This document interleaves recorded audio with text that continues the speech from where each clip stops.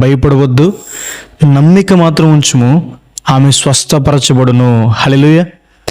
యాయిరు కుమార్తె మరణించినప్పుడు క్రీస్తు ప్రభువారు చెప్పిన మాట, భయపడొద్దు, నమ్మిక మాత్రం ఉంచుము, ఆమె స్వస్థపరచబడునని చెప్పి క్రీస్తు ప్రభువారు ఆమెను స్వస్థపరిచారు.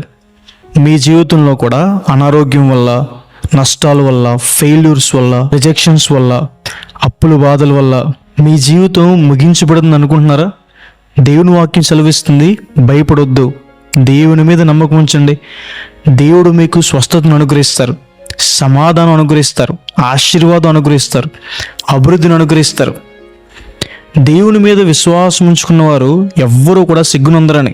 దేవుడు మీ ప్రార్థన ఆలకిస్తారు, మీ కోరికని సఫలం చేస్తారు. భయపడకండి, దేవుని మీద నమ్మకం ఉంచండి, ఆయన శక్తి మీద, ఆయన బలం మీద నమ్మకం ఉంచండి. ఆయన ఎర్ర సముద్రాన్ని 2 పాయలుగా చీల్చిన దేవుడు, ఎవరూ పగలగొట్టలేని ఇరుకో గోడల్ని కూల్చేసిన దేవుడు, సముద్రాన్ని గద్దించిన దేవుడు.